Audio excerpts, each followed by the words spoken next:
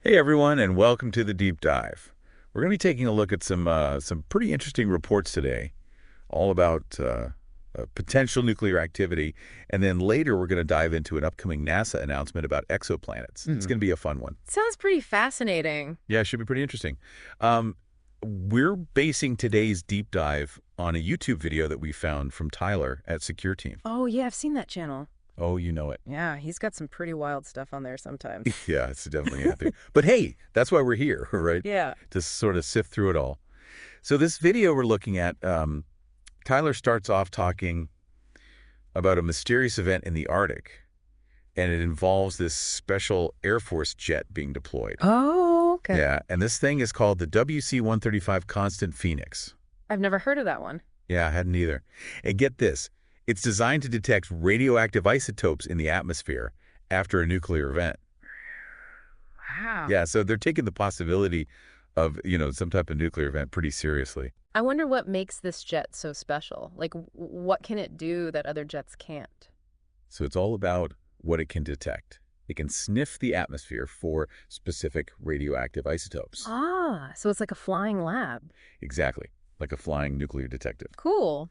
So one of the things that it looks for is iodine-131. Oh, iodine-131, yeah. And that's important because the presence of certain isotopes, it can tell us a lot about what kind of event actually took place, like Yeah. what kind of nuclear event it was. Right, so by analyzing the type and amount of these radioactive isotopes, they can kind of get a better picture of what happened. Yeah, exactly. It's like a fingerprint almost. Interesting. Yeah, so here's where it gets really interesting. Tyler reports that iodine-131 has been detected in air samples across the Arctic Hmm. and even parts of Europe. Really? Wow. Well, that is definitely significant, especially considering that iodine-131 has a pretty short half-life, right? It's only 8 days. Right? So that means that, It suggests that there was a pretty recent release of this radioactive material. exactly. So where did this iodine-131 come from? That is the million-dollar question, isn't it? Yeah, it is. So Tyler brings up a couple of possibilities. One that he mentions is that the Fukushima power plant in Japan, Oh, right. which suffered that meltdown back in 2011. Yeah. He's saying that it might be leaking more radioactive water into the Pacific Ocean than we realize. Okay, yeah, I remember they said they had contained the situation. But I mean, who knows, right? It's a pretty big disaster to deal with. Yeah, And it's an ongoing challenge, right? Like, how do you manage the aftermath of something like that? yeah, for sure. And the other possibility that Tyler brings up is a Russian nuclear test. A nuclear test, really? He doesn't really go into detail about, what evidence he might have for that. I mean, it does seem like a pretty bold claim. It does, especially in this day and age. Yeah, for sure. But we have to remember, too, like, Tyler's a YouTuber. We have to consider, the source of this information and any potential biases he might have. Oh, absolutely, yeah. Always good to remember that. Right. But I do think, I mean, it's still a scenario worth, these considering, especially given, the kind of current geopolitical landscape that we're living in right now. Yeah, for sure. Yeah. It's definitely something to keep an eye on. But either way, whether it's Fukushima or something else, I mean, the fact that there's iodine-131 out there, it is a bit of a cause for concern, right? Right. Yeah, absolutely. Because this stuff doesn't just stay put. It can travel through the air and the water and potentially affect ecosystems and, human health far away from wherever the source is. Yeah, It really kind of highlights how interconnected our world is. it does. And it shows how events that happen in one part of the world can really have these, like, far-reaching consequences. Yeah, exactly. And it makes you think about, the importance of transparency and international cooperation when we're dealing with these kinds of big global issues like nuclear safety and things like that. Couldn't agree more. We all share the same planet, after all. Right. So what do you think? Do you think Tyler is onto something here, or is he, maybe going a little too far out there? I think it's really tough to say at this point. We need more information, more evidence to draw any kind of really solid conclusions.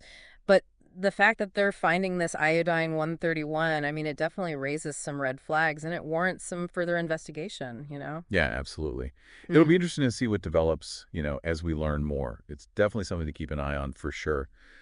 But let's shift gears for a second and talk about something a little more, well, cosmic, I guess you could say. Uh, Tyler's also pretty excited about this upcoming NASA announcement, and this one is all about exoplanets. Oh, yeah, exoplanets, the search for planets beyond our solar system. It never gets old. I know, it's so cool. So their press release is being pretty cryptic, but they're hinting at the possibility of finding exoplanets that could actually host life. Wow. Now that would be a huge discovery. To find a planet that could support life, I mean, that would change everything, right? Like our understanding of our place in the universe. Right. It's pretty mind-blowing.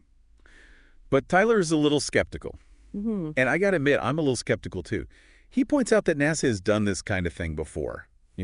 Get everyone all hyped up about some big announcement. Oh, yeah, I know what you mean. Like, remember that time they said they had evidence of flowing water on Mars? Yeah, exactly. Mm. And then it turned out to be like these little streaks of salt or something. Yeah, it wasn't quite the rivers and lakes that everyone was imagining. Right. So Tyler's worried that this exoplanet announcement might be another one of those like huge announcements that ends up being kind of a letdown. I can see why he'd be a little hesitant.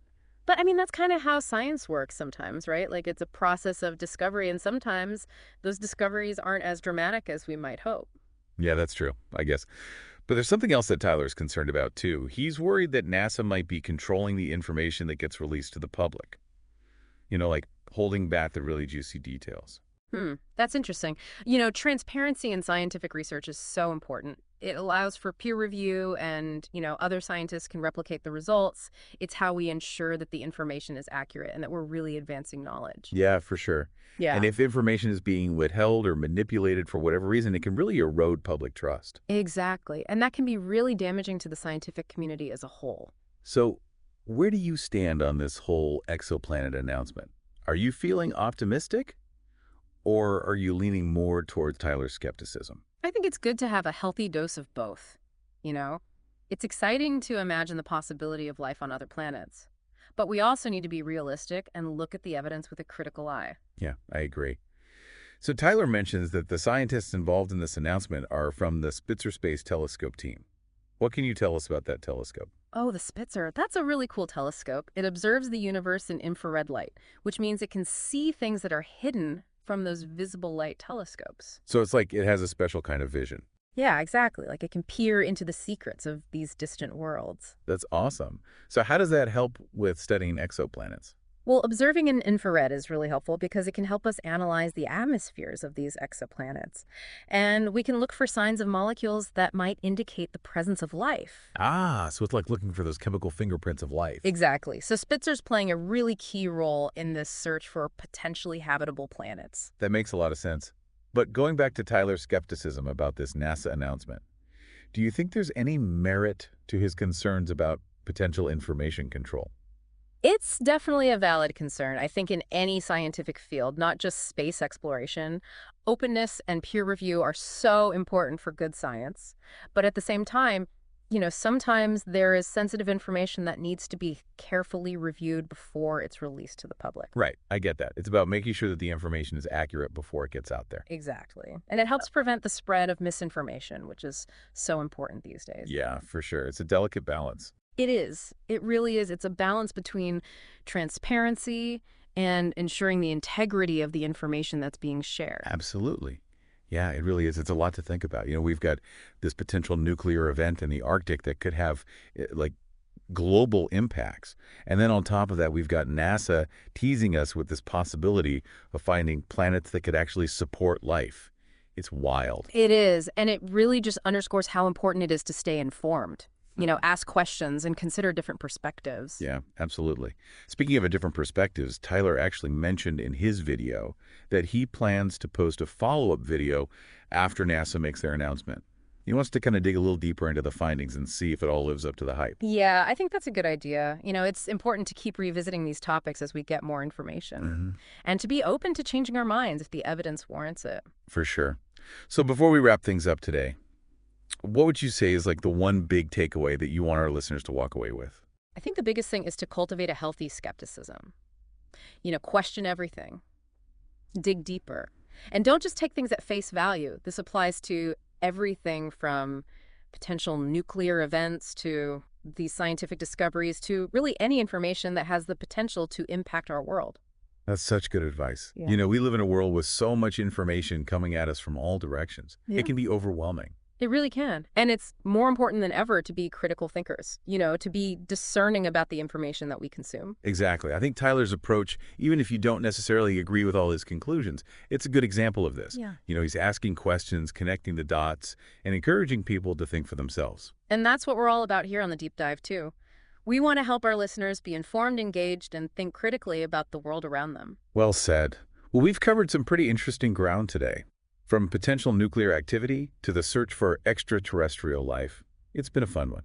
It has, and I hope our conversation today has sparked some curiosity and encouraged our listeners to keep exploring these topics on their own. I think it has. So thanks for joining us on this deep dive, everyone. And until next time, stay curious and keep exploring.